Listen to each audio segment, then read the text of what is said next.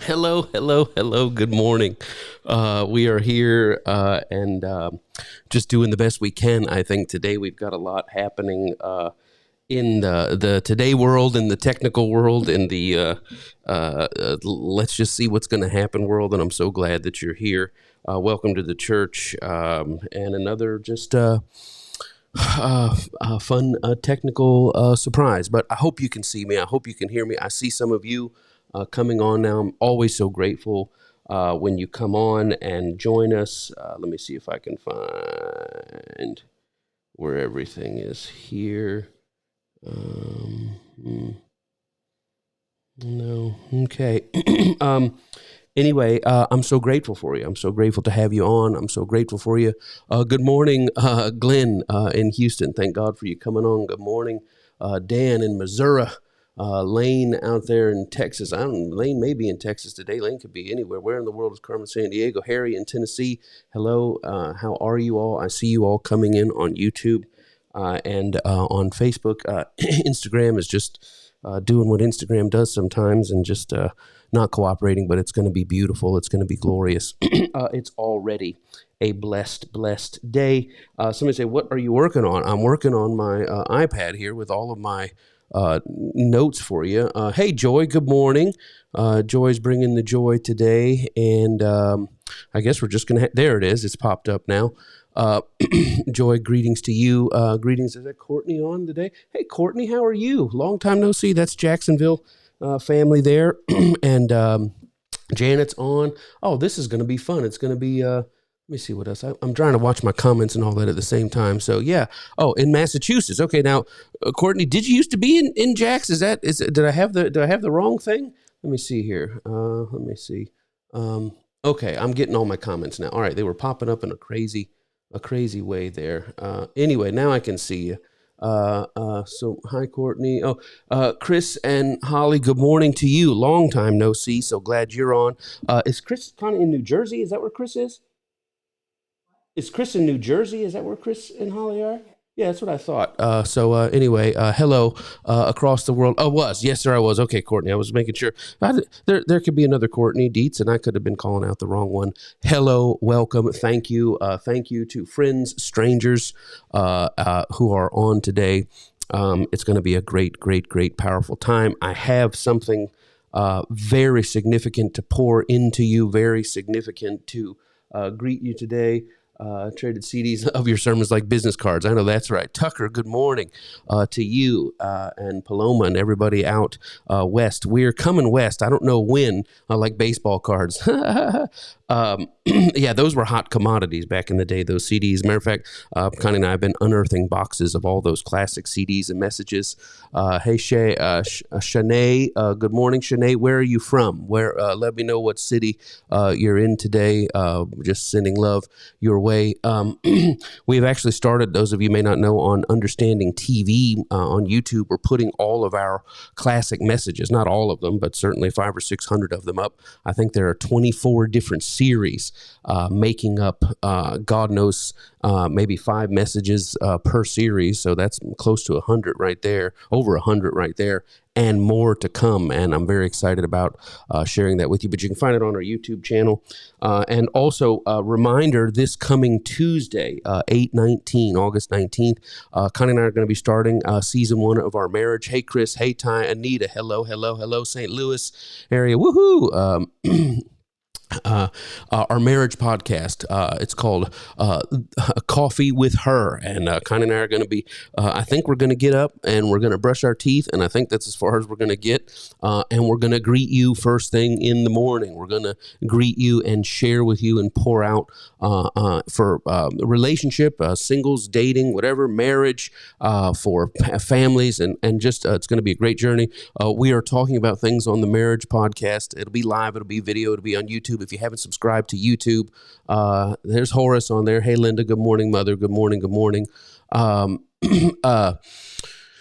if there's we're going to be doing stuff that Connie and I have never done. I'm going to have stuff to talk to her about. She's going to have stuff to talk to me about that we've never talked about. But we're also going to be doing questions and answers. If you've not hit subscribe on our YouTube channel, if you've not hit that bell, that notifications bell, once we go live, it'll just let you know. Oh, I forgot all about it. It'll let you know. It takes just a second. Hit it wherever you are, or you can drop your email in. Connie and I, good morning, Isaiah. Connie and I will capture your email. It may not want to put it here, but get it to us, and we'll be sending out email announcements. We got parenting podcast, marriage podcast, the Lamb Party, dealing in 2026 with all this political stuff.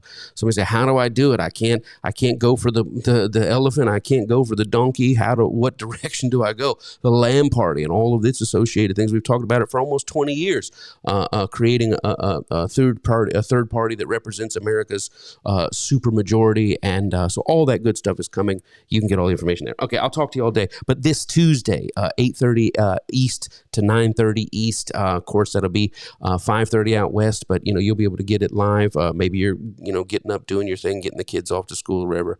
It's going to be powerful, and it'll be PG. So we'll be talking in our daytime podcast. Somebody say, "Oh man, you're talking about marriage." It'll be rated PG. It'll be PG, right? But we're going to do an after dark one to answer all those questions that people have about intimacy, etc. All right, that's all I got. I've taken enough time. Good morning. There's Paloma's on. Good morning to all of you, and happy birthday. I think Ty had a birthday this past week. I thought I saw Ty on here. Okay, let's do it. I'm going to pour out. Let me get comfortable here. I'm going to pour out on a dimension today that is just it's gonna make your life richer.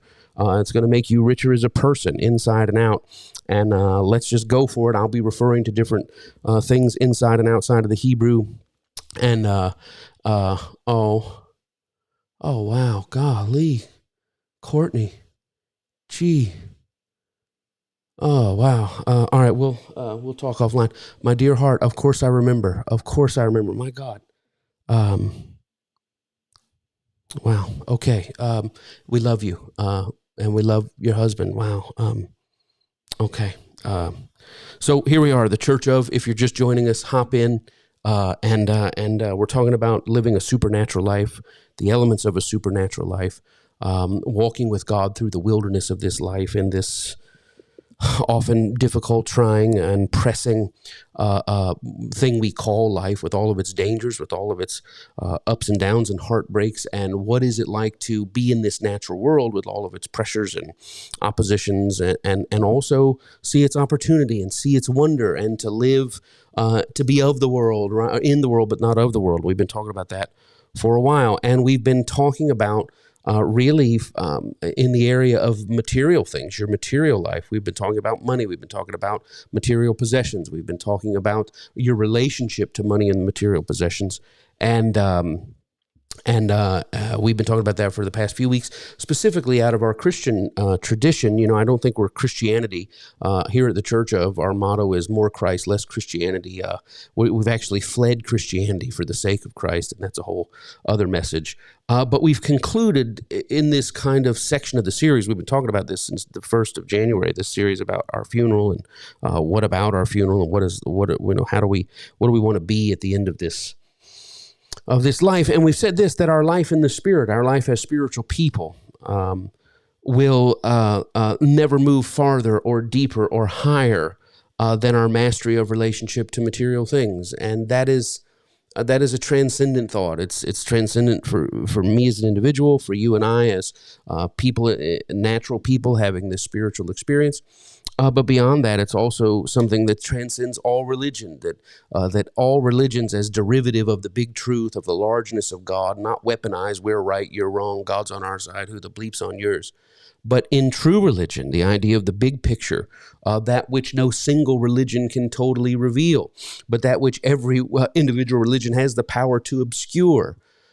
Throughout all of that is this idea of our mastery of our relationship, the setting aright of our relationship to materials, to the material world, and to material things.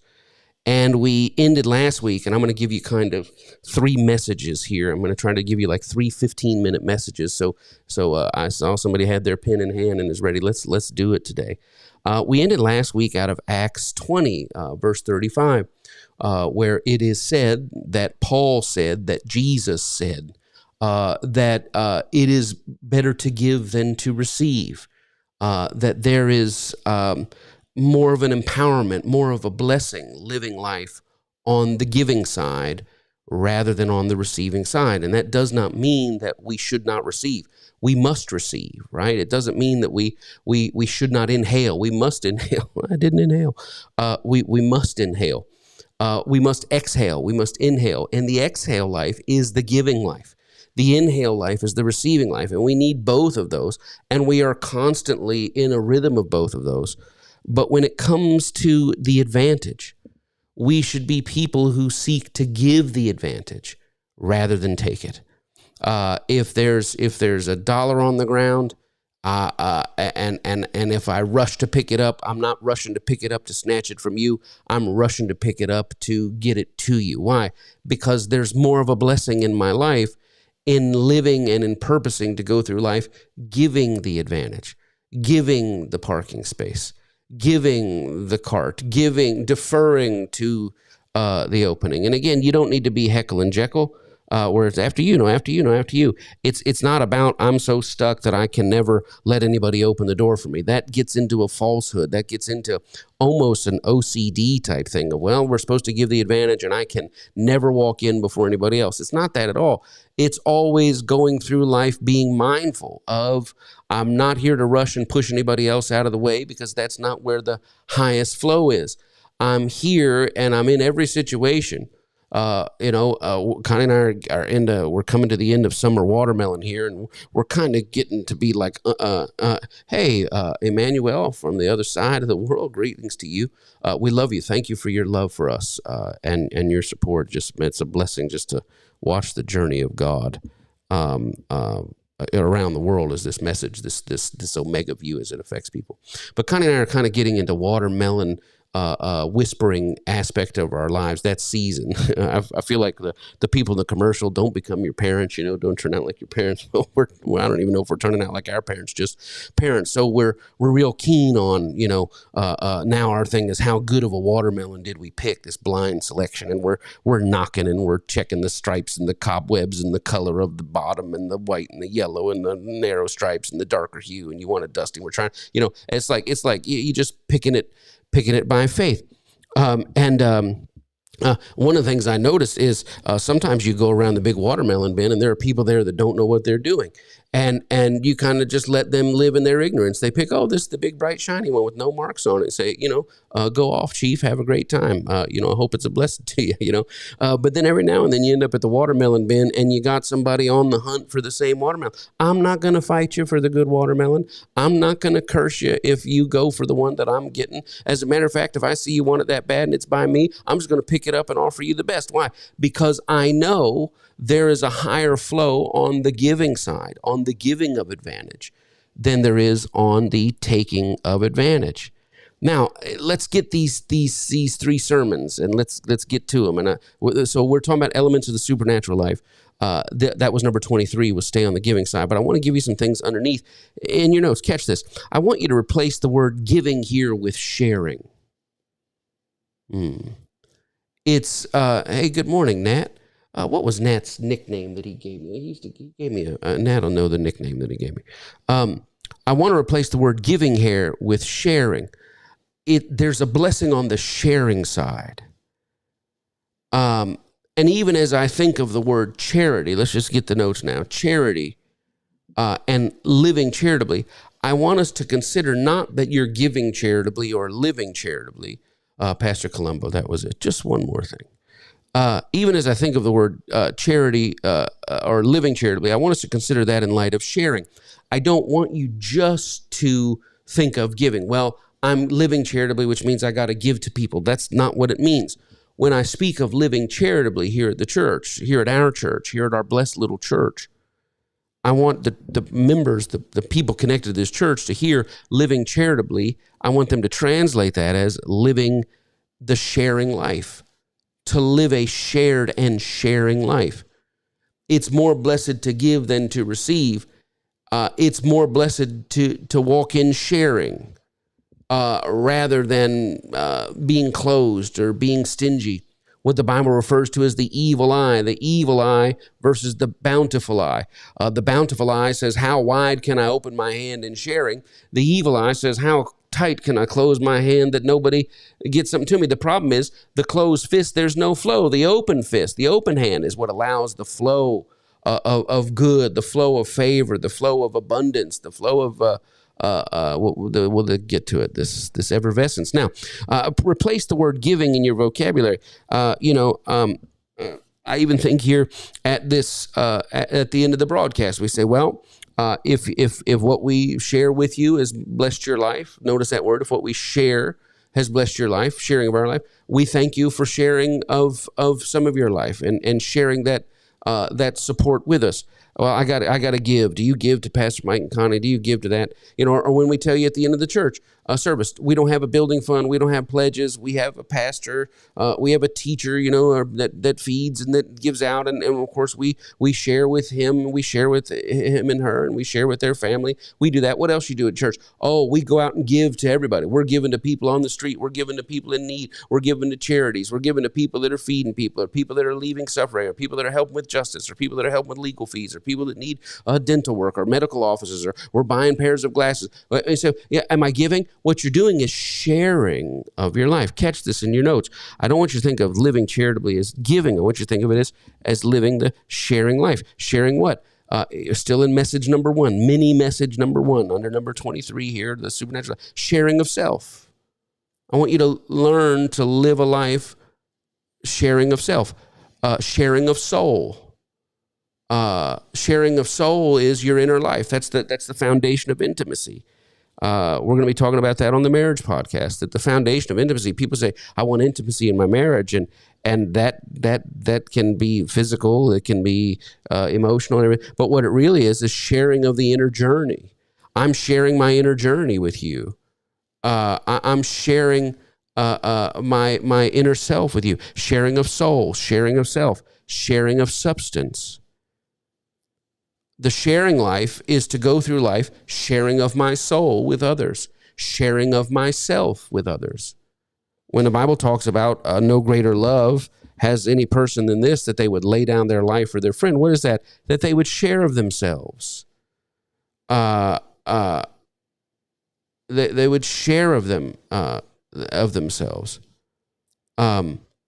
Share of the soul, share of the self, share of the substance. Listen, the soul, the self, the substance, each of these is a form of intimacy. When I share my soul with someone, when I share my self with someone, my time, my energy, my insight, the richness of my human experience, when I share my substance, that is a form of intimacy.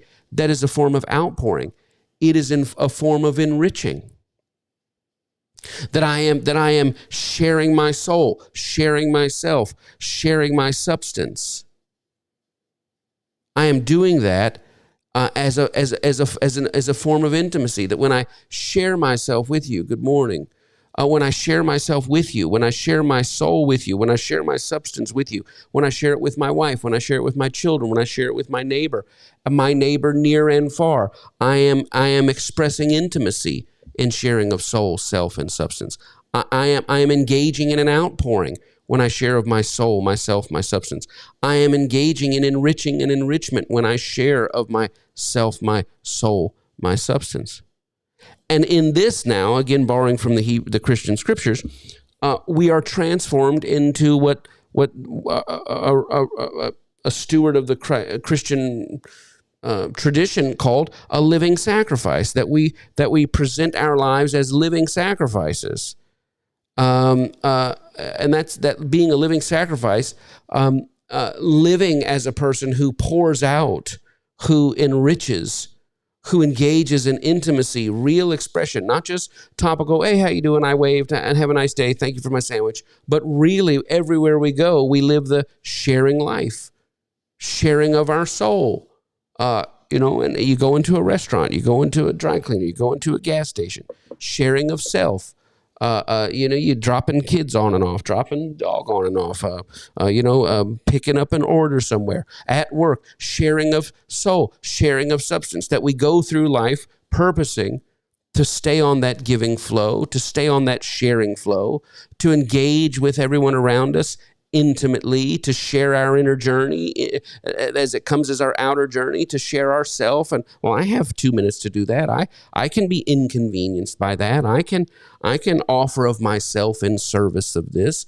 That there's a higher flow on that than always going through the world, seeing who's going to look out for me. There's a higher flow on the giving side. This idea of living sacrifice is a key idea in the Christian writings, but it's been obscured and overshadowed by Christianity or false Christian doctrines, where we thought sacrifice, which is the new idea, that we should just live our lives as an offering to God. God doesn't need anything. God doesn't want anything. It's not that God no longer wants animals or blood. It's that God never wanted animals or blood. It's not that God never doesn't anymore want us to kill something in order for God to be satisfied. It's that God never did. Jesus of Nazareth was killed because he dared to suggest that God, as presented in the Old Testament, was not an accurate representation, because he dared to present that the questions as asked by the Old Testament are not the real questions. He was killed because he dared to suggest, to posit the idea that the only thing significant about true religion is to share yourself, to share your soul, to share your substance with those that are around you, that is the practice of true religion. In your notes, good morning, Karen. In your notes, Jesus teaching. This is the message that got him executed. I want you to catch this. I'm pouring out. We're still in mini message number 1. Jesus teaching. This is the message that got him executed. Was that God is not and never has been interested in any form of death-based religion. The message that got Jesus executed is the message that God never has been and is not in any form of death-based form of religion. That God was never about who's going to die, what's going to die, what blood can be shed. And the fact that they took Jesus' murder and turned it into a false lie, they turned it into a lie. They killed this man. The religious powers and political powers conspired together to kill a man because he was suggested that they were actually standing in the way of the true worship of God, the true expression of religion. And then they killed him and then made him the poster child for a religion based entirely on answering the false questions asked in the Old Testament. The Old Testament does not present God truly. Jesus taught that's not what God is like at all. Then they killed him and then made him the answer to every question that the Old Testament asked, even to a bunch of questions that the Old Testament didn't ask. A bunch of, so many Jewish people that I know, they're not, what sacrifice is going to get me into heaven? By what blood will I be righteous? I'm spiritually dead with Adam. They don't even understand that. We're cramming questions in false questions down the Old Testament Hebrew scriptures throat, and then we're manufacturing the problem and then selling the solution. It's a dark thing. In your notes, God does not want anything or anyone to die in the service of religion. God does not want anything or anyone to die in the service of religion. Well, what does God want us to do in the service of religion? Only to live. God does not want anything to die. Not a squirrel, not a rat, not a dog, not a cat. I'm getting my Run DMC now, or Run DM Dr. Seuss. God does not want anything or anyone to die in the service of religion, not even you. Well, you got to lay down your life. You got to sacrifice your life. God busted in and said, everybody here that believes in Christ, raised your hand. And he said, I'm not going to raise my hand. I don't want to get hurt. And then I thought, well, if I deny him now, he'll deny me. So I'll go ahead and die. That is all false. That is all a lie. That is all from the pits of hell and pits of darkness. God doesn't want you to die. God doesn't want you to give up your life. God doesn't want you to lose your life. God doesn't want you to not have life. God doesn't want you to dull in your life. What God actually wants is that you would live as an expression of religion. What do you mean live? That you would live and find joy and be joy. This is true religion. True religion is not who died to get God to chill out. What was killed to get God to chill out? What was cut up and sliced up and burnt in order to get God to, what offering has to be, okay, now God's given that offering, but now God took a dead offering and a blood offering, but that still wasn't, now he wants you to live. And if you don't live for him, and if you don't choose him every day, and if you don't give up everything for him, then he's going to decide that not only was the death of his son not enough, but you giving up your natural life is not enough. Die, die, die, die, die. That is all of, and we don't see it in any of Jesus' life. We don't see it in any of the synoptic gospels. Everybody around this guy was like, look at this guy. This guy lives in joy. He is joy. He finds joy. Everybody was drawn to him. What is this? How does this guy live so free from this matrix? Where did he unplug himself at and not get all hung up on all the religious political bondages and just live a life to the fullest till it overflows and invite everybody else? What does it say over in Matthew 11? It says, if you're burdened down and bothered and weighed down by all this false religion, come and learn what I teach about God, and you'll find true life and true what, because what I'm asking you to do is easy. The burden is light. What? I'm just asking you to live joy, to be joy, to make sure you're living in joy and being joy, and that out of that joy, you now become a sharer of life and joy. This is true religion, that we would share our living, share our joy with the world. This is religion. Well, don't tell people that, Pastor Mike. You're going to tell people that and lead them, and then God's going to say, well, here we are. You're finally dead. You're standing at the throne of judgment. What blood is covering you to get in? You're spiritually dead. Adam died, so you were sentenced to hell. And then you watched, a 1980s movie, and you liked one of the scenes in the 1980s movie, and so that double sentenced you to hell. And so now I just want to know how you're supposed to get in. What do you mean? Well, I don't let anybody pass through here unless they're forgiven. Well, can you not forgive me? It doesn't actually work that way. There's a little more to it than that. I can't really forgive you unless you got something in exchange. Well, how about some money? No. How about this? No. Well, what can I do? Something's got to die. Well, I'm already dead. Not enough. You're going to have to die a second time. I mean, it's all complete gibberish and nonsense. And it's all a continuation of the false questions presented by the Hebrew scriptures that we're answering with false answers inside the Christian doctrine and theology, none of which has anything to do with anybody that knows Jesus knows exactly what I'm talking about, that it is life, it is joy, that the presence brings joy, and the presence brings a blessedness and a simplicity to life, and that living that life and sharing that life, that is the sum total of true religion.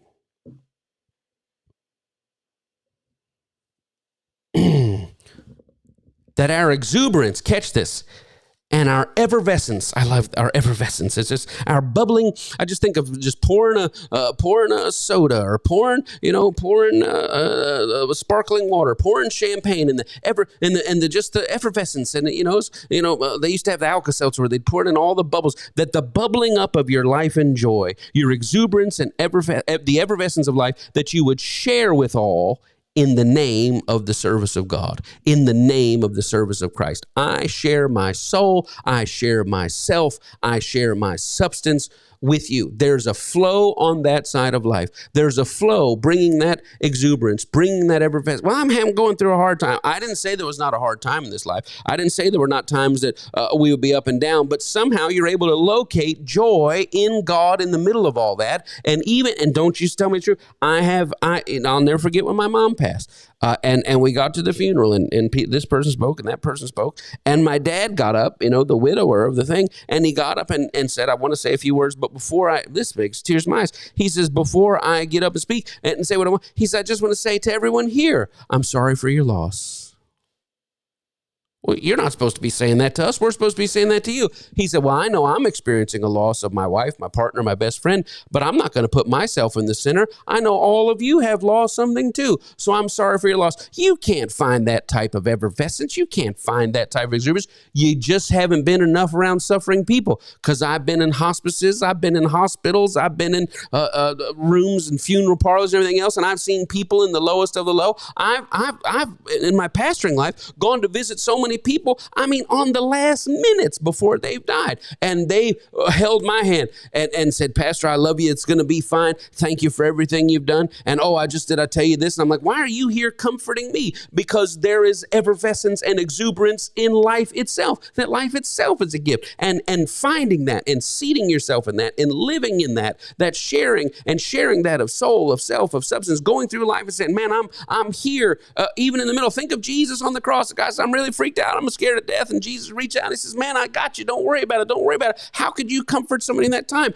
Because the effervescence and the exuberance of life, the joy of life, it transcends the circumstances of life. And that's where true religion is. But true religion is not, how do I make sure that I'm not wrong with the man upstairs so that I don't, when the music stops, I at least have a chair, and not, only 1 out of every 10 people will have a chair. And I got to be one of those 10. And Lord, forgive me, one of those 10. We put all our energy in the vertical, false, satanic version of religion, and very little of it in the simple fact of true religion, which is what? I'm supposed to share the exuberance and effervescence of life. And let me tell you, so I got a hard time on blah, blah, blah. Listen, I've been to the poorest nations of the poorest nations. I've been to the poorest villages within those nations. I've talked to people that, and you'd be surprised. Well, if I don't have my $8 latte and my this and that, and my, reverse HEPA filter osmosis air conditioned purifier, life is miserable. I've been to the stickiest of the sticky, and the jungles and the holes in the floor where I've been all that stuff. And let me tell you, the effervescence and the joy and the exuberance of life is right there as well, because this transcends. Still in mini sermon number 1. Here's the thought. We're in mini sermon number 1, a consideration. I'm sharing the exuberance of life, the effervescence of life, with everyone that I come in contact with, and I'm doing it in the name of the service of God. Why do you go through life like that? I'm doing it in the service of God. What do you mean? This is the practice of my religion. This is the practice of my religion. So here's some thoughts now. I now want you to imagine. So I can't even read my own typing here. I no longer want you to imagine or think of yourself as giving or even being charitable. I just want you to think of yourself as a sharing person. Whenever we share of our soul, ourself, our substance with another, we are sharing our exuberant and effervescent life. Whenever we share our soul, the notes are coming quick. They're coming in. Whenever we share our soul, ourself, our substance with another, we are sharing our exuberant and effervescent life. Even like I said, when you support these teachings, I don't want you to think of, well, I'm giving, what should we give to Mike and Connie? What should we get? I mean, we're learning so much, these teachers, what should we give? I don't want you to think of giving. I want you to say, what can we share? Still under mini sermon 1, mini message 1. Here's thought B. I want you to bear in mind that we are never sharing with the other, but we are always sharing with our own. Oh, that's so true. Well, I'll share this with these people over there. You're not sharing with some other. You're sharing with your people. Always. Well, no, I support some people in a village, and I paid for some dental surgeries, and they're way over there. You're not sharing with strangers. You're not sharing with another. You're sharing with your own people. So I like to look out for my own kind. I was always taught by my daddy to look out for my own kind, look out for my own people. Let me tell you something. Everybody on planet Earth is your people. Think of the parable. They attribute it to Jesus. Maybe he said it, maybe he didn't. Somebody said, well, how do you know if you should accept it? Well, what can you reconcile to the living Christ? I think we can put this with the living Christ. Jesus allegedly told a story about a man who was robbed, and this man from SW6, that was his neighborhood that he grew up in, and he was robbed and left for dead. And his neighbor from SW6 walked by and didn't help him, right? And his cross the street friend from SW6 walked by, saw him there, and didn't help him. But then a person from SW5 came over and said, I'll help you out. And Jesus says, I want you to be the person that's SW5, which is what? Don't look and see whether or not a person belongs to you before you share. Share the effervescence and the exuberance of life with them, but they're not really them. When you share it with them, you're actually sharing it with yourself. In your notes, there is no them when it comes to sharing the exuberance and effervescence of this life. The idea that I'm sharing it with them or sharing it with the other is a low stream concept. There is no them when it comes to sharing the exuberance and effervescence of this life. That's well, I'll share it with them. I share it with people all over. You should see them, Pastor. They're just such the precious. They're not of them over there. That's my people. That's your people. That's our people. We are the body of Christ. That doesn't mean we're the ones that believe in God and we're on the right team. What that means is that we are the ongoing embodiment of God in human form, and the toe is just as much a part of us as the fingernail, that all of us are one. There's no me or you. There's just a we, right? Daniel, I can't remember the guy's name. Interconnected is a great book. Well, if there is no them, what is there? In your notes, there exists only an instinctive natural compulsion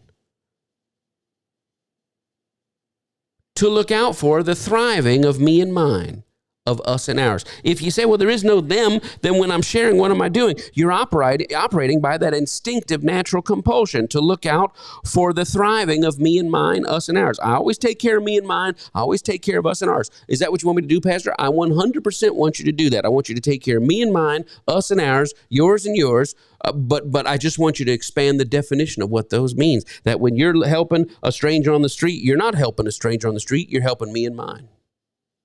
Well, you gave those people a ride. Connie and I were up at a Whole Foods getting a super discount, throw it in the trash. Before we throw it in the trash, we'll sell it to you, food. And Connie said, I got $6. They're guaranteed to give us $20. And man, we get the banana bread and a brown sugar chocolate chip cookie or whatever it is. Whoa, this is so great. And we pulled in, and there was a guy, his car's broke down. I said, can I push you out of the way? He said, no, it's not working. I said, do you need a jump? He said, no, it's not working. Couldn't figure it out. And them and their 2 dogs, we were out there and we said, well, is there a place you can say, well, we can't really do this. You want to call a tow truck? We can't do that. I said, what? He said, man, we got the dogs. We got food. If you could just take us home. And we did. We took them home. They said, well, no, it's way on the other side. Well, way on the other side, your family. And we got in the car and the dogs got in the car, big old dogs, and we drove them all around. We went, dropped them off, living in an apartment complex that they were trying to convert to extended stay, whatever. Said, boy, you sure did help those people out. I didn't help those people out. I always look out for me and mine. Connie and I always look out for us and ours. You don't know those people, they're not, but they're my people. Why? Because the sharing life doesn't see them. And you do this when you look out for you and yours, whenever, wherever, however, you share of your soul, yourself, and your substance. Wherever you're sharing of your soul, yourself, and your substance, you're sharing it with your own people. Wherever you share, and whenever and however you share of your soul, yourself, and your substance, with whomever you're sharing it with, you're sharing it with your own people.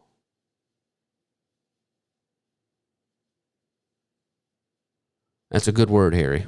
It does show you how far off we've gotten. Still under mini sermon number 1. Good Lord. Here's the question. Pastor Mike, if I live this sharing life, if I replace my false form of Christianity, of trying to make sure I got the sacrifice, I got the blood, I'm not sinning before I die, and I 1 John 1:9, and I try to get everybody else in my downline of this Amway multi-level thing. If I'm rejecting that garbage, and I'm no longer going to answer an altar call, or if you don't know Jesus today and all that kind of stuff, I'm not saying you can't know Jesus. I'm saying you just call out like you were on the shore of Galilee, Master, teacher, Rabbi, God have mercy on me. And we're not on the shore of Galilee, but I promise that same power to transform your life, to deliver your life. And you can get to all that God stuff, all that Jesus stuff, all that living Christ stuff, and completely skip all the false lies of who's going to save your soul. Any salvation of your soul is in this world anyway. Whatever Jesus wants to save you, it's in this world anyway. It's not in that next world. That's the insult to the injury. Well, what should I expect in return as a harvest? If I'm walking in the flow of the sharing life, what should I expect to flow back? It's easy. What you're expecting to flow back is more exuberance and effervescence in this life. That's what you're expecting. I go through life sharing of my soul, myself, and my substance, the joy, the effervescence, and the exuberance of life, regardless of my circumstance. When I walk into your Jimmy John's, I'm sharing it. When I walk into the dry cleaner, I'm sharing it. When I'm pumping gas, I'm sharing it. When I'm passing you on the sidewalk, I'm sharing it. When I see you broke down on the side of the road, I'm sharing it. I'm sharing of my life.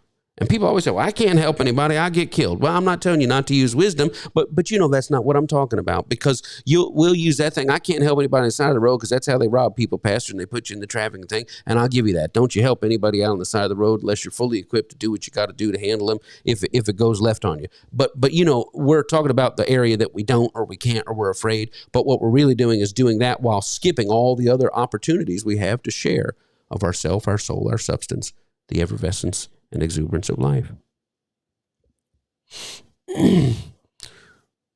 Here's the revelation that shared joy abounds in joy shared. That the joy of life that we share, it abounds in joy shared. There are no limits to this, no barriers to this, no thresholds to entry. You and I immediately, no matter if we got millions, no matter if we got pocket lint, it doesn't matter. There are no limits to the joy that we can share, no limits to the joy that we can have returned. There are no estimations or forecasts or calculations of return. Well, how much would I get for this and how much would I get for that? This is a living life, a living love, a living religion, a living way, a living God, a living Christ, a living love at the core of the crust of the universe. We are flowing with that, and we are walking in the simple reality of exuberance and effervescence exhaled. And what's coming back to us? The exuberance and effervescence of life inhaled.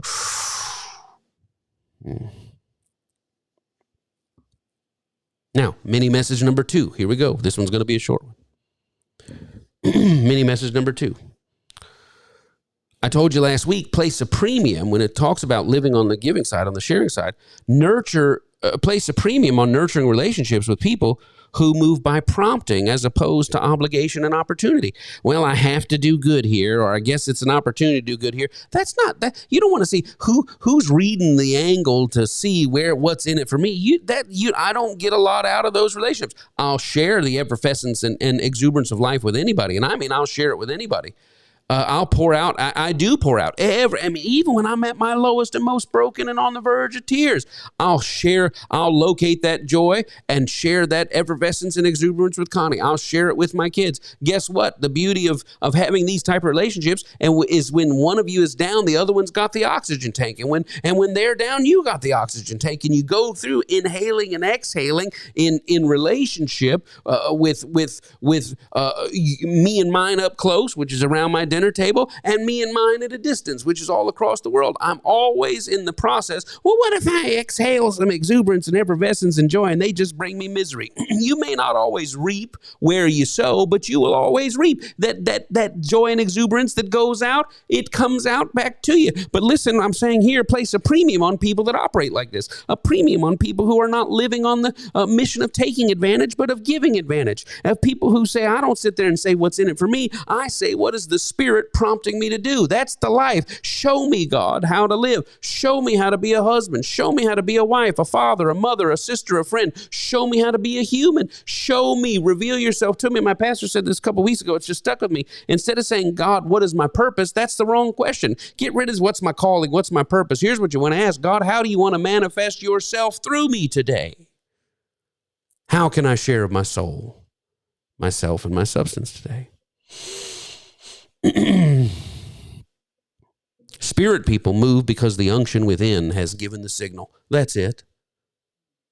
Spirit people move because the unction within has given the signal. Not, well, where's the opportunity? What's in it for me? I don't know if I should do that.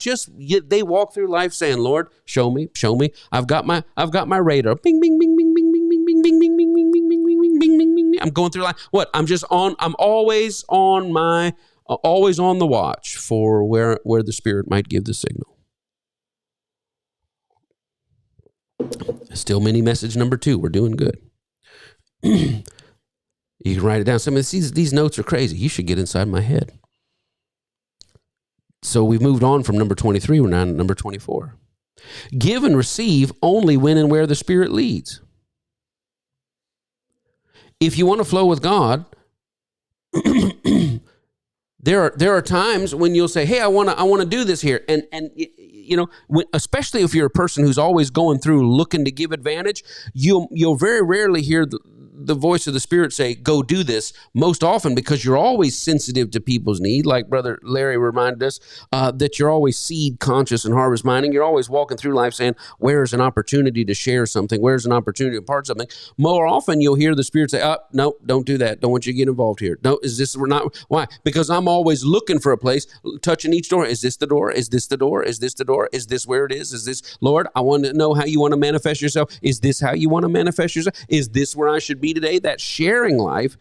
But that sharing life, what you don't want to do is pour out all of yourself, your substance, and your soul at stop 1. But what was really needed was God trying to manifest through you at stop number 3. So we acknowledge.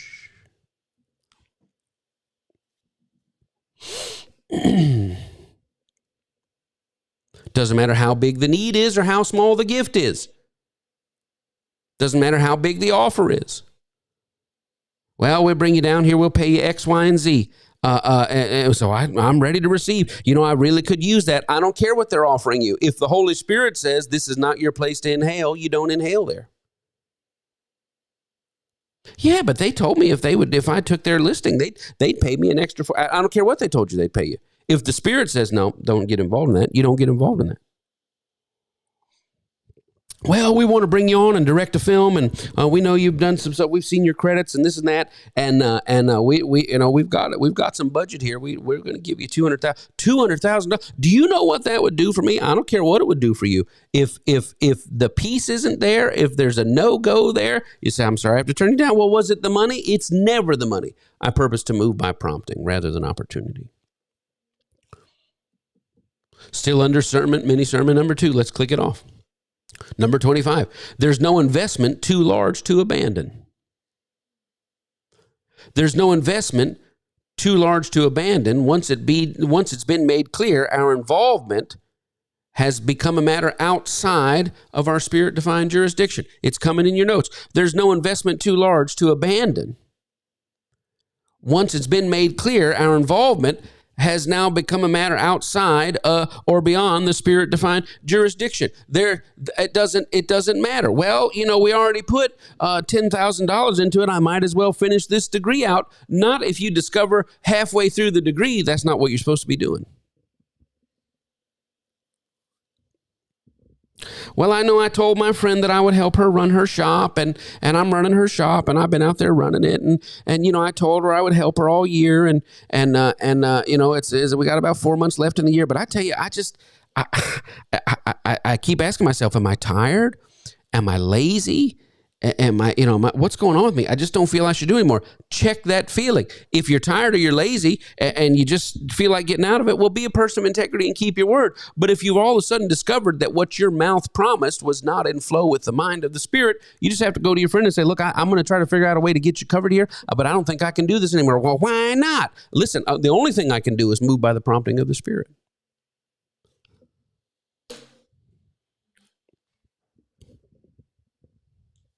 I don't care. Now, look, I understand this extreme. I don't care how far I'm into a thing. Well, we put 2 years into researching this, 2 years into doing this. You wrote this. They're getting ready to press go on the printing press. You've already paid the cover. You've already paid the editor. You already paid the... If the Spirit of God says, don't release that book, then you don't release it. You refund everybody's money. You do what you got to do. You don't release it. Well, why not? Because we live by prompting.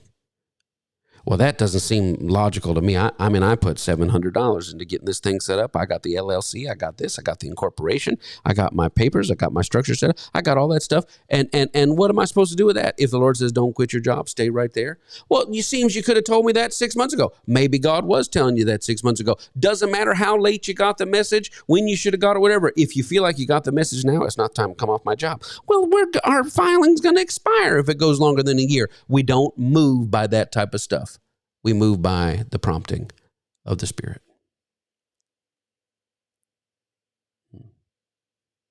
Let's go on here a little bit farther.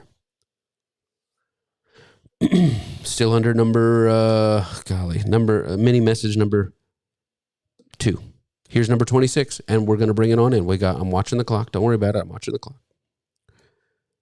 Number 26. There's no platform. It's coming in your notes.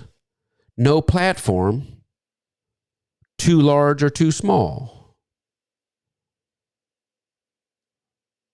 to thrust our spirit, our gifts, our enthusiastic energy and resources behind. Maybe it should read this way. There's no platform too small. There's no platform that is beneath us.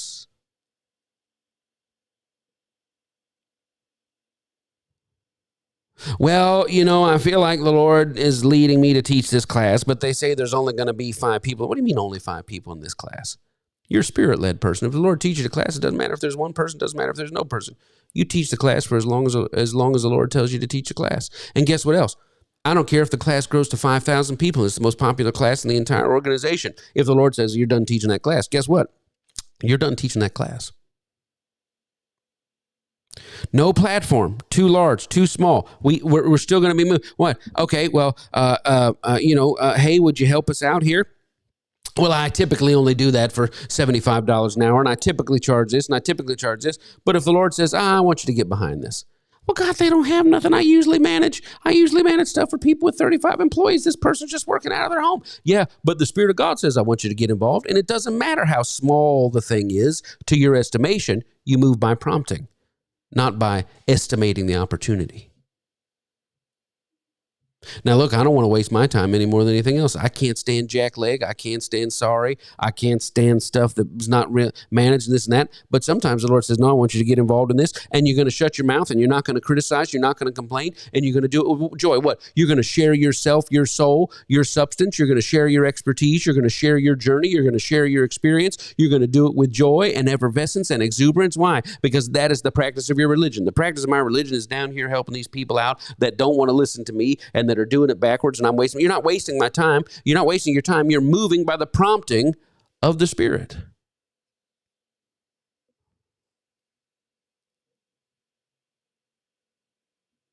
Now,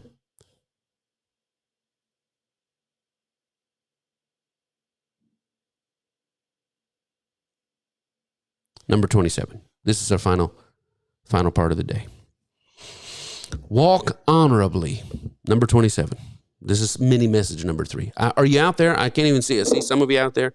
Let me see. Is even there? I've been caught up so much I don't even see if anybody's still there. Let me see. Oh yeah, people are still there. All right. Walk honorably and seek the honor that comes from God only. Thank you, Emmanuel. Walk honorably and seek the honor that comes from God only. Now just think about this. This is the last mini message of the day. It's what we've been trying to get to. Thank you, Joy. Walk honorably and seek the honor that comes from God only. What do you mean walk honorably? Here in your notes. When you walk honorably, I learned this from a spiritual grandfather. Walk honorably, he used to say this all the time. Do what's right. Do it because it's right. And then do it right. Do the right thing the right way and do it in the right spirit, out of the right motivation. Do what's right. That's what it means to walk honorably. When when my kids were little, I used to play a game with them. And you don't have to have this in your notes, but I used to play a game with them called thank you, Linda. Hey, Janet, thank you. I used to play a game with the kids called Right, Wrong, or Dishonorable. And I just remember hearing one time that you should prepare your kids conversationally to help give them language for things that they're going to have to confront. Yeah, Dee Dee, oh my gosh. There are things you're going to have to confront in life. And they'd be little. We'd be out on a walk, and we'd be walking past a neighbor, and they'd have their garage open, and you could see inside their garage they had stacks of soda. And I'd be walking with the kids, and I'd say, Mikey, he say, what? I say, see those sodas over there? He goes, yeah. I said, is that a Dr. Pepper? He said, yeah. I said, run in there and grab one real quick. And he would look at me. I said, go on in there and get one. And he would just look at me and like, I'm not going to, I said, just get one. I'll cover for you. You won't get in trouble. You won't get in trouble. And he said, Dad, I'm not doing that. And somebody said, why would you do that? Well, because I know that as you get out in life, somebody says, hey, why don't you do this? And you have to have language, you have to have language sexually with what to say, we need, we need a lot of language when it comes to female sexuality and my parts and down there and all that stuff. You got to be able to know what you got, know what you want, know what you like, know what you don't like. But we get trapped down by language. But I would tell my kids, I would say, well, if I walk in and I see a wallet on the ground, what's the right thing to do? Can I walk up and take somebody's money? No, that's wrong. Should I only take what's mine? Yeah, that's right. But what happens if I find it and there's no ID and there's no this and there's no that and there's just money in there? What's the honorable thing to do there? Somebody gives you back too much change. That's their fault. Or somebody gave you what they thought was a 1 and they gave you a 10. Well, that's their fault. Well, okay, yeah. I mean, you didn't do anything wrong. I didn't take it. But what's the honorable thing to do here? I had a thing where I had the little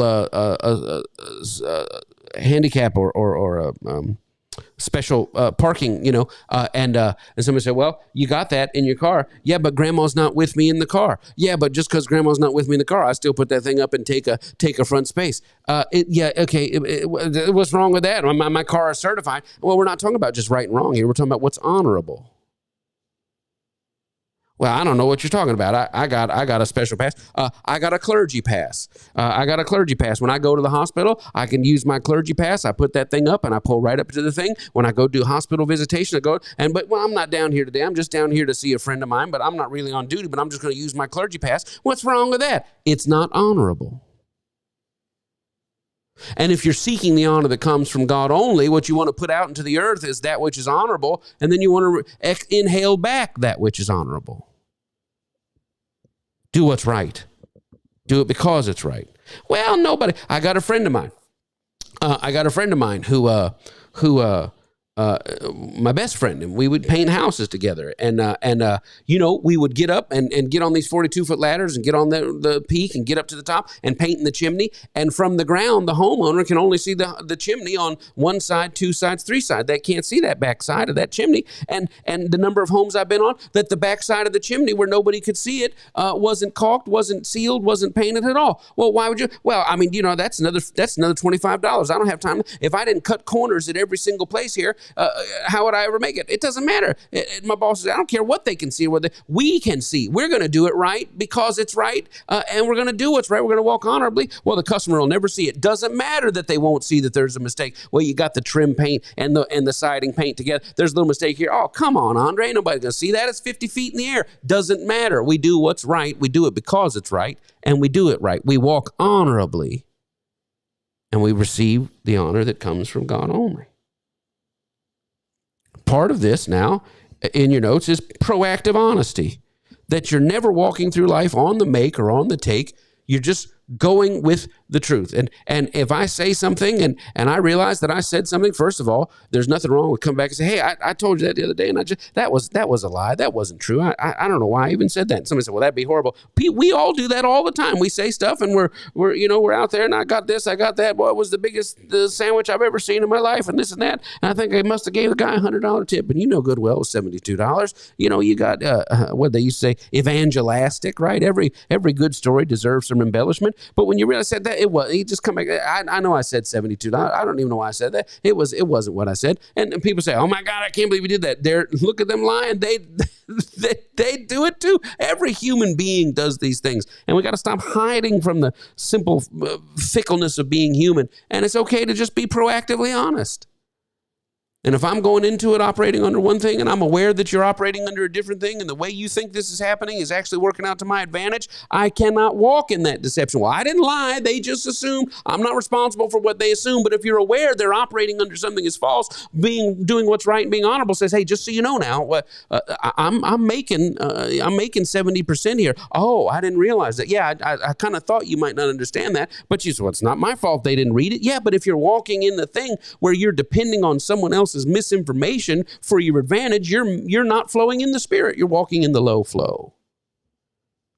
Okay, 2 minutes left. There's an A and B on mini sermon number 3. Two sides of the honor that comes from God only. Catch this in your notes. It's we're bagging groceries now. Beep, beep, beep. It's coming fast.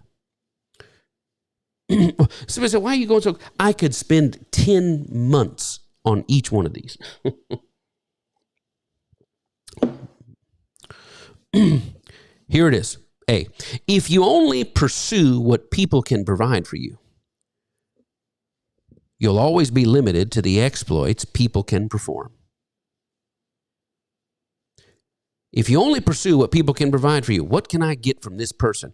You'll always be limited to the exploits people can perform. But if you do what you do and live how you live and work how you work as unto God, I do what I do as unto God. I live how I live as unto God. Well, nobody saw it. Well, you did a good thing here. Nobody saw it. I don't care if anybody sees it. I'm not looking for what I'm at. If you only pursue what people can provide, and this happened to me. I was working at McDonald's. When you think of garbage, think of Hakeem, and I was mopping the floor. And I remember I was 17 or 18 years old mopping the floor, and in the little breezeway at McDonald's, and I was mopping. I was tired, and I had been up since 3:30, and it's just a long day. And I could see out of the corner of my eye the store manager coming around the corner inside, and I saw a reflection, and I just started mopping a little faster. And you can call it the Lord, call it my thought, call it my subconscious, call it whatever. But this voice hit me right there. If all you're going to do is dedicate your work to what people can see, you'll be limited to what people can give you. But if you'll do your work as unto me, you'll never be limited to what by what any human can give you. And that just changed my life. I just thought, why am I working harder when the boss is looking, when what I should be doing is doing it as unto the Lord? So you live how you live, you work how you work, you do what you do as unto the Lord.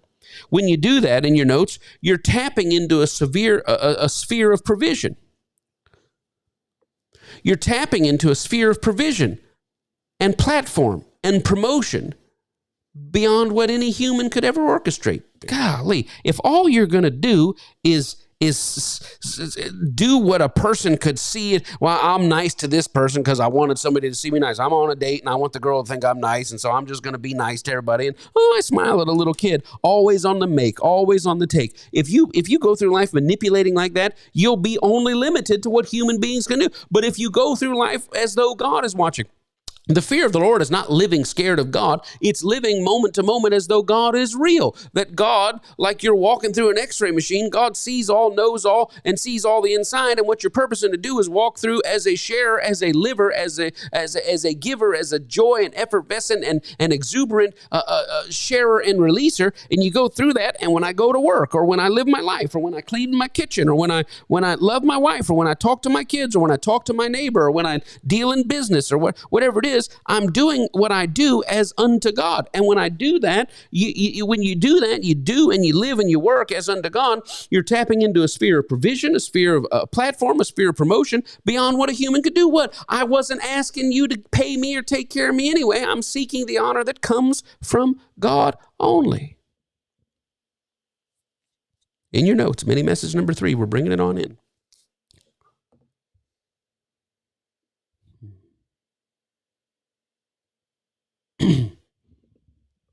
You never want the fruit of a life that you've manipulated, that you've swindled, or that you've conned.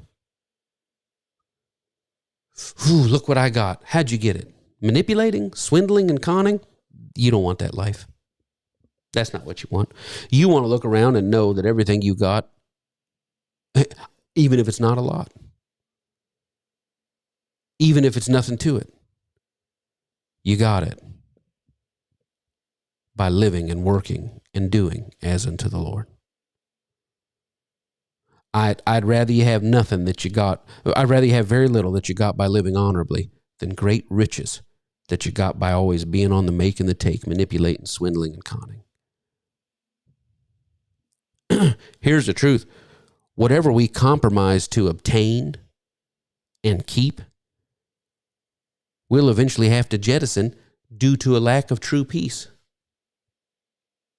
I got this contract, I got this thing, I got this sale, I got this friendship, I got this relationship, I got this position. How'd you get it? By swindling, by conning, by manipulating. If you compromised your integrity to get it, if you're compromising your integrity to keep it, at some point you're going to have to get it away from you like hot coals, because it's taken my peace away from me. And I'd rather give up the advantage to return to peace than hold on to a false advantage that I got by my own manipulation.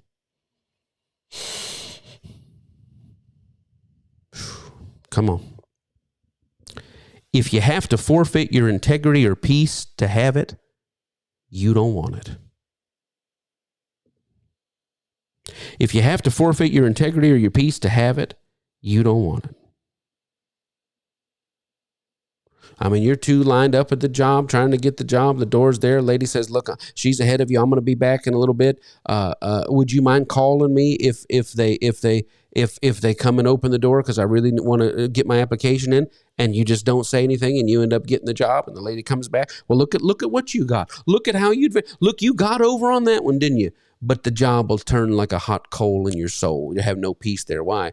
Because you got it the wrong way. So I just feel just fine. Well, sometimes our souls are so seared and scarred, we don't even know what true peace feels like anymore. We're so used to getting by manipulating that we don't even know what true peace is supposed to feel like.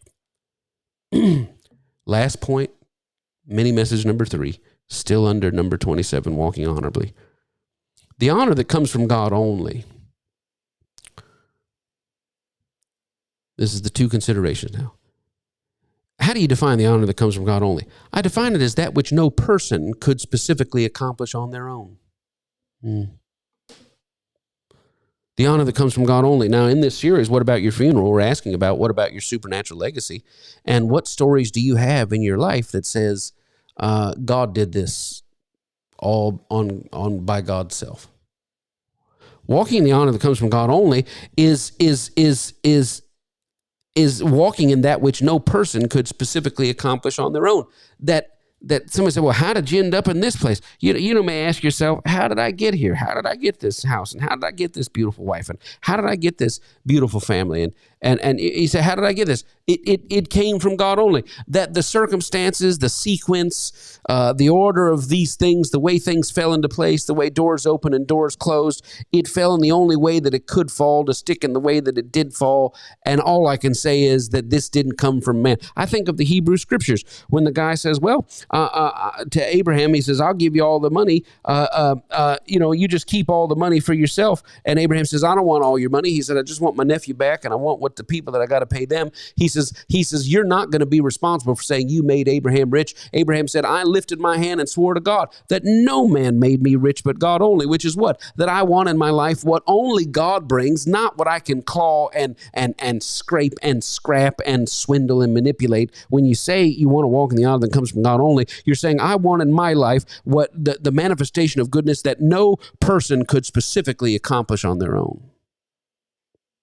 Are you listening to me? This is the life that we want. Jesus said in John 5, he says, you seek honor from men, but you won't seek the honor that comes from God only. You're out there seeing what a human can do for you. Who's going to see you? Who's going to ask you? Who's going to help you? Well, they're not helping me, and they got money, and they're not helping me, and they're doing this. You're going to mess your life up that way. I don't care how bad the trial is. I don't care how bad the trial is. I will not compromise my integrity. Well, let's see how I can do this. Let's see how I can do this. Listen, I'd rather not have it than to compromise me looking for the honor that comes from God only. And Connie and I talked about it earlier this morning. We are in a thing where we're believing for a very specific manifestation in a very specific time frame with the Red Sea in front of us and the Egyptian armies behind us and the walls of the trash compactor closing in, and Chewy's doing his best to hang on, and it's just crazy right now. But guess what? We 2 weeks to today, we have no other choice but to believe that somehow that which no human could accomplish on their own is going to manifest in our lives. And we live in that way. We live in that way, that the miracle, the order, the sequence, the happening, whatever you call it, the coincidence, whatever you call it, it's organized and fell in such a way that it just couldn't, there's no way we could have gotten to this place had it not come from some form of higher flow. That's the life that we're talking about. Here we go. This is it. Now this is, it's worth the price of admission. I don't know how much you paid for today's message, but you're getting a discount. So you can write down in the Hebrew scriptures, there's a psalm, Psalm 61 verse 2. From the ends of the earth, Lord, I cry out to thee when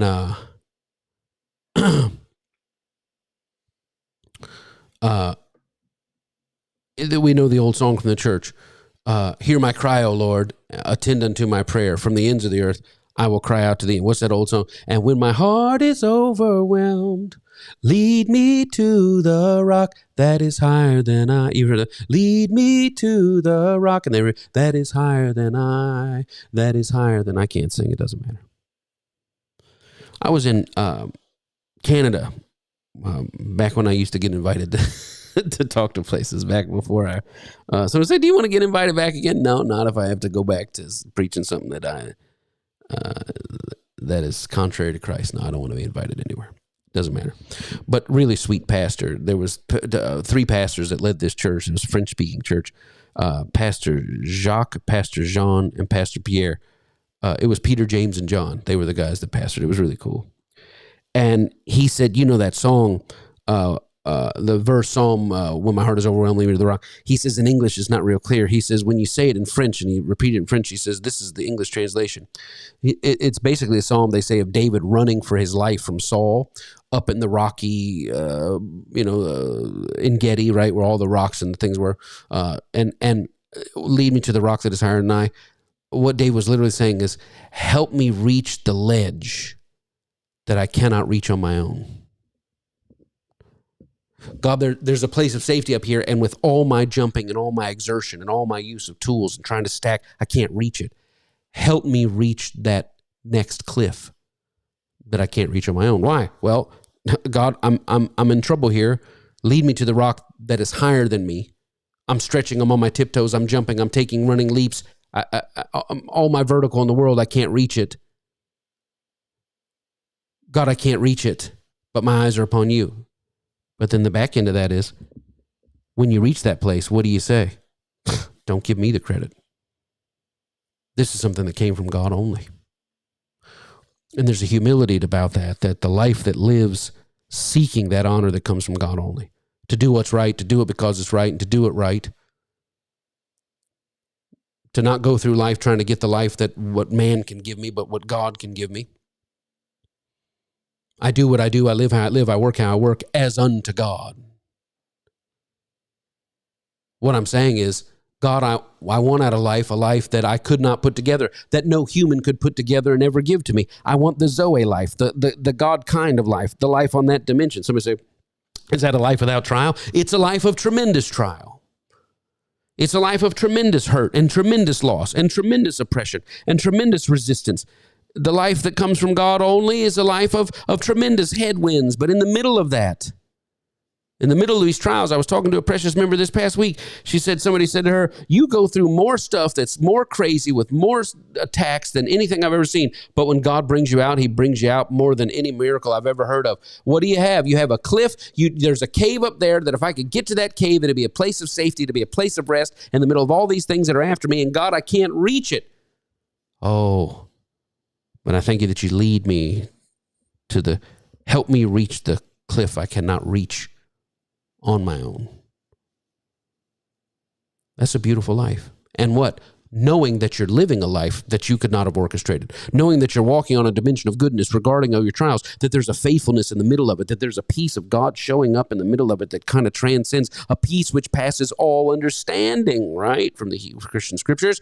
We know these verses. What is this? That there's something going on in my life that the circumstance dictates I should be miserable, but somehow this non-circumstantial, trans-circumstantial thing is providing for me and giving me and working in me in a way that when I got to where I thought was going to be a total crash out, I find that God met me there, and it was actually glorious and full of peace, and there was actually something from God only in the middle of that.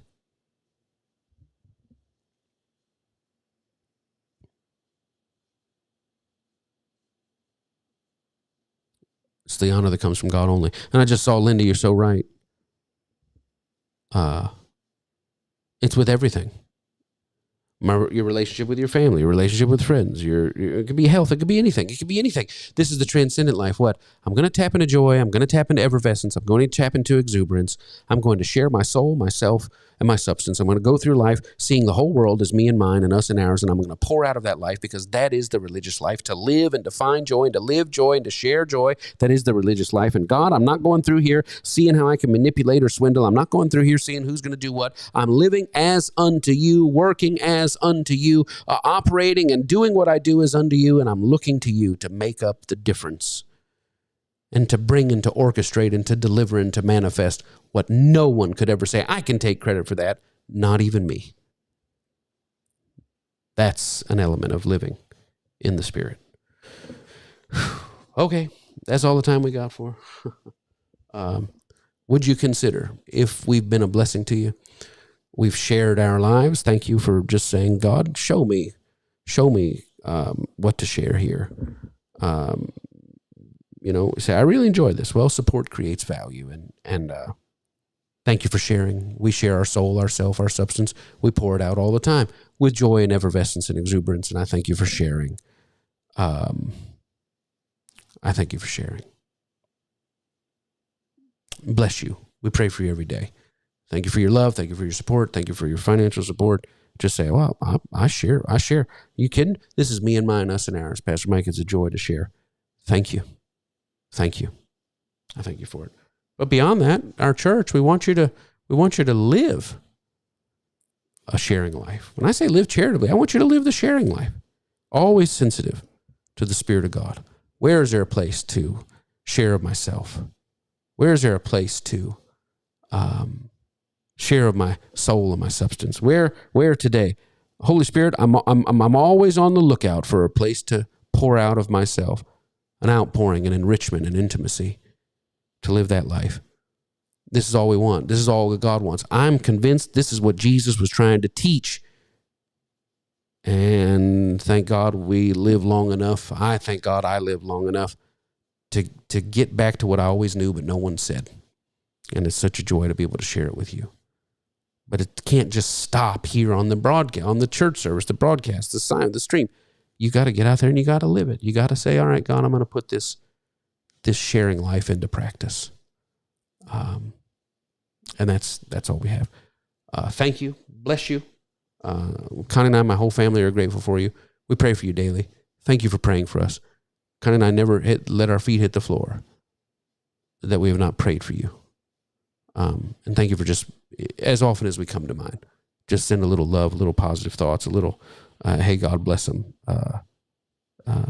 It means the world to us. Listen, there's so much going on. The least we can do is try to pull down from the universe and pull down from the flow something good for each other in our faith. And I thank you for that. Peace, health, protection, preservation, soundness, abundance, aboveness, effervescence, exuberance, joy, a lived religion. Not where Jesus has to die, an animal has to die. That's not what Jesus taught. Jesus taught living the effervescent, exuberant life and sharing everywhere you go. May that life, may the ministry of angels, may the goodness of God, loaded with benefits, healing, health. This is my faith. I pull down, I contend, I do everything within my power to agree with you for good and for answers and for light and for manifestation. This is a blessing that I speak. It's the highest and best thing I have. And I release it for you, for me, for us, for ours. I release it in Jesus' name. Amen. Thank you all for your love. I see you. So great to see you. Make it a great week. Don't forget Tuesday morning, East, 8:30 to 9:30. Coffee with Her is what the name of my podcast is. We're dealing with marriage, but all sorts of stuff. You can be married or not married. It'll be a blessing. It's on YouTube. It'll be on Instagram. It'll be on Facebook, maybe Instagram if I can get the text sorted out. God bless you. Got to go. Make it great. It's a big day. What's the song say? Are you ready for a miracle? Ready as I can be. Ready for a miracle. So are you. Connie and I are with you. We believe it. Let's believe to see it. God bless you all. Bless you. Bye.